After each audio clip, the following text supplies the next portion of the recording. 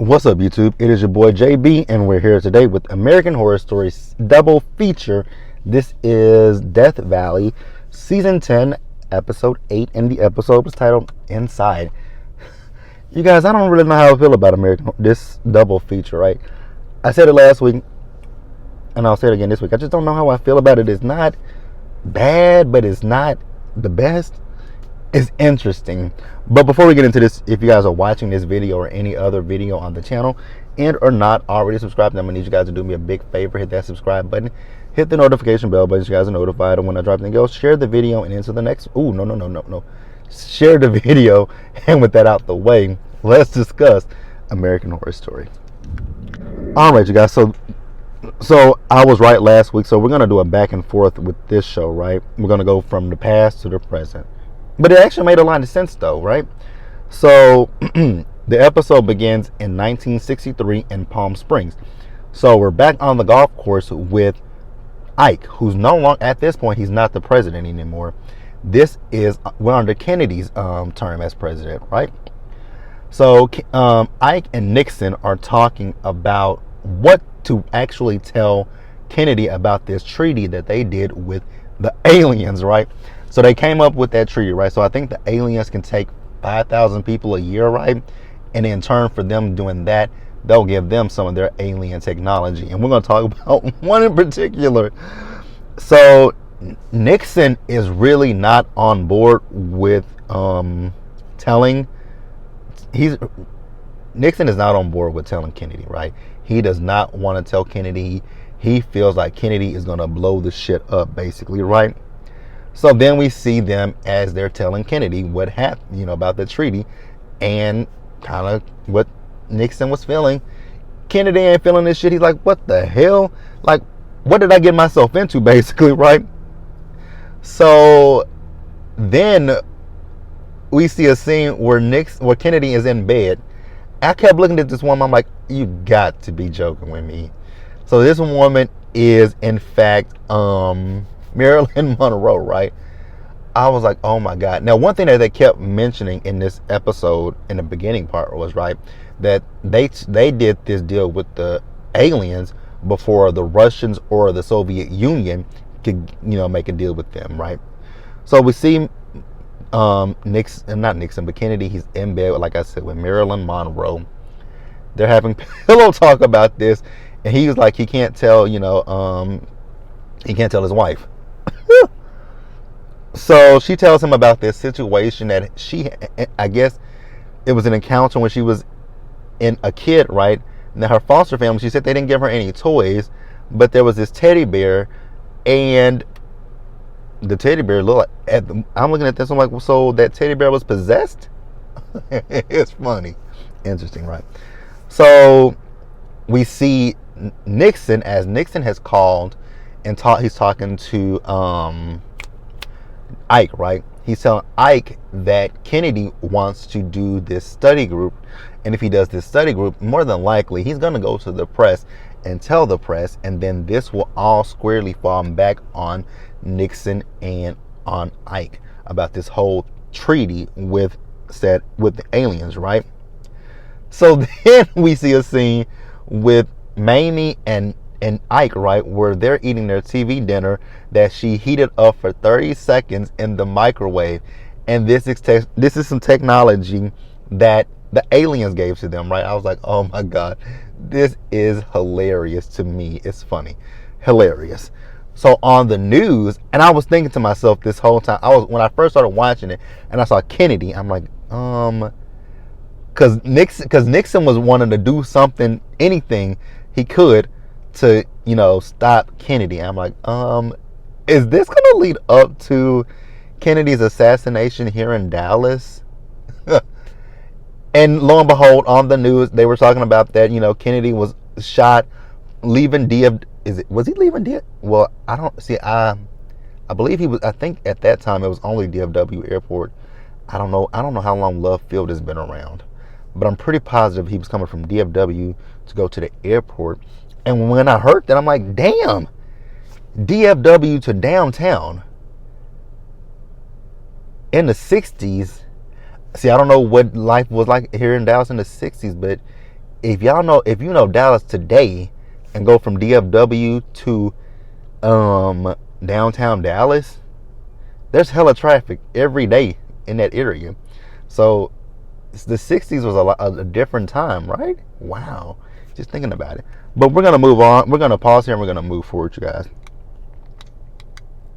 All right, you guys. So then we go 9 years earlier, right? So we see Ike and he's having a meeting, right? Look, it looked like he's having a meeting with, the branches of the military. I think that's what he was doing. I could be wrong, right? So they're talking, right? And then Maria brings her ass in there, possessed and all, and she presents them with.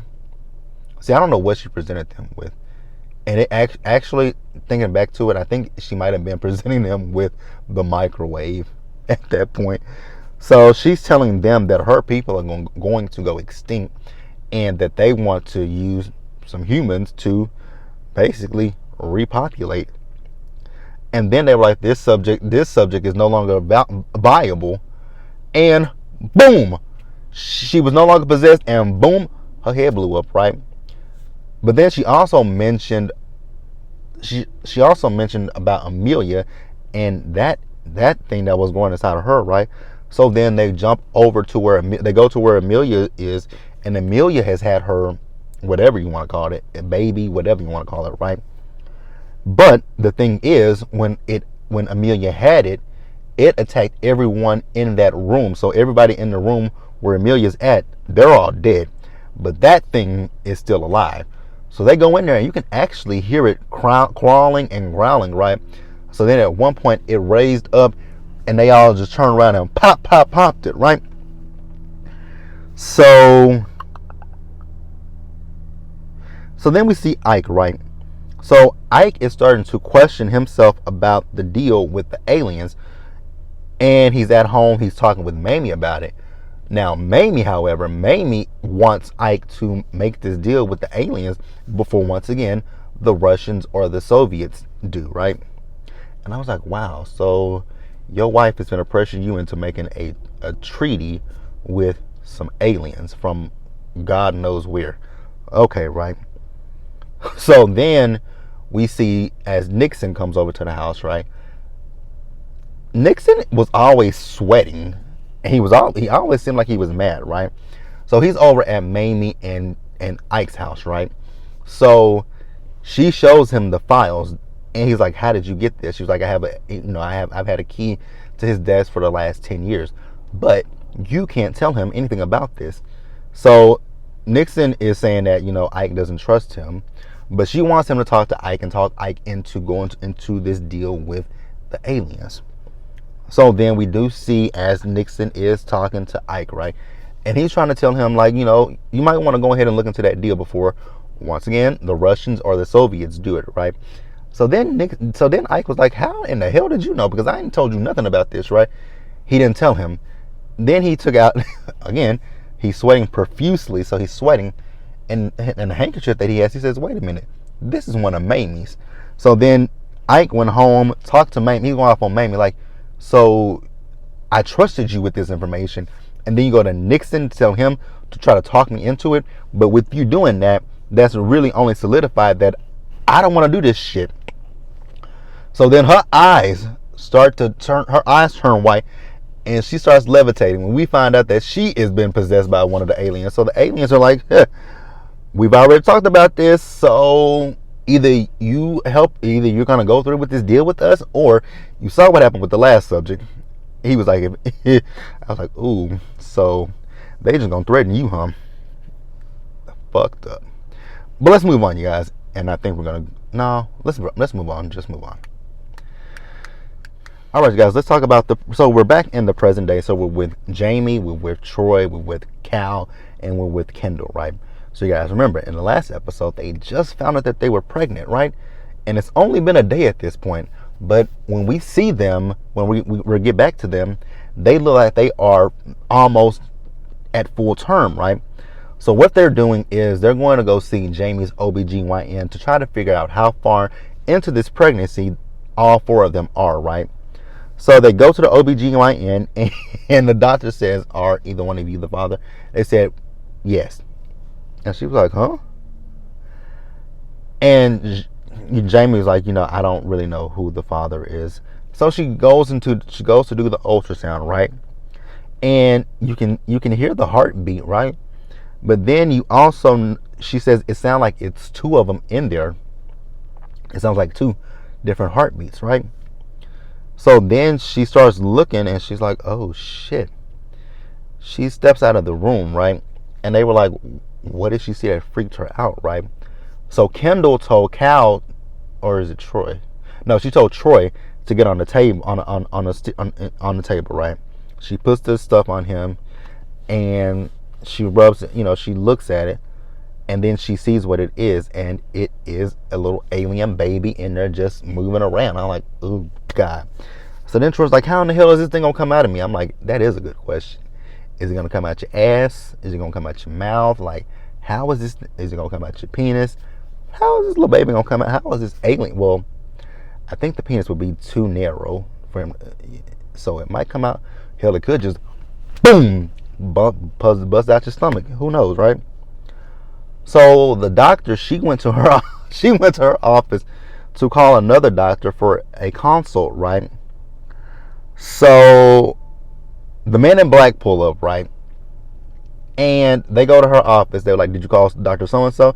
She's like, yep. The black man took his glasses off, took his gun out, popped her in her like right here. And then another guy comes in there, pops her in the head. I was like, well, damn.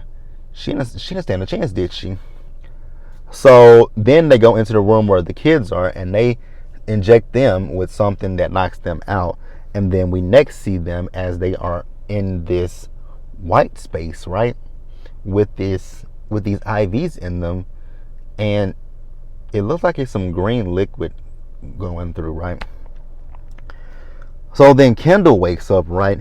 And then this alien, this cloaked figure comes out and is talking to Kendall, right? Kendall has so many questions, and I knew at that point that because I could listen to the voice, I'm like, that's Angelica Ross, right? So the creature comes out talking to her. She's trying to wake up Troy, Cal, and Jamie, but the cloaked figure tells her not to do that, right? So then she asked her about this thing that's growing inside of them. She kept calling it a monster, a freak, a this or that. And she's like, stop referring to it as that. So then she tells her that this thing is the hope for their future. I'm like, the hope for the future, huh? Girl, get this little out of me. And we can keep talking, right? So also I forgot to mention that in this place, we see that they're not the only people that are pregnant. It's a lot of pregnant people, right? So then we see as Kendall is in, I guess, like what a little cafeteria, so to speak, right? And Steve Jobs is in there. He's talking to this woman named Calico. And Calico has been there since 79, I believe, right? She comes over and talks to the kids, right? And she's telling them that some of these people, they do this annually. So I'm like, wait a minute, they impregnate you guys on a yearly basis? Bitch, hell no. Hell no. She hasn't aged at all since the 70s, right? So then Troy causes another scene, right? Because he still wants to know, how is this thing going to come out of me? So they come out and they tase his ass. Now Calico did say one thing, that she believes that the government is behind this as well, right? So at this point, Troy is about to give birth, right? He keeps asking the cloak figure, who is Angelica Ross, how is this thing coming out? And they kept saying, Calico kept saying, baby, ignorance is bliss here. Don't ask no questions, because they're really not going to tell you much, but ignorance is bliss, right? So they tased his ass, and they got him on the table. They actually got him, strapped to the table. So he keeps asking, how is this going to come out? And Angelica Ross finally revealed herself. So one side of her face is pretty normal, but then over here she has a big bug eye. She has a big bug eye, right? So she says life must find its own way out, and that is where we actually ended the episode, with Troy screaming in agony. I'm like, oh, bye, Troy. You look like you about to die. Because, he started bleeding from his mouth. I'm like, ooh, That's not a good sign, buddy. I don't know how this baby's coming out of here. And then you can see it moving in his stomach. I'm like, yeah, Troy, I don't see you making it, buddy boy. Don't see you making it. Been nice knowing you these 2 episodes, but hey, that's it, you guys. Let me know what you guys thought about the episode. Leave your comments, subscribe to the channel, and hit the notification bell button so you guys are notified of when I drop anything else. Share the video, and until the next one, stay safe, take care of yourselves. Remember to wash your hands, wear a mask, socially distance, be blessed, and I'm going to catch you guys in the next one. Bye, guys.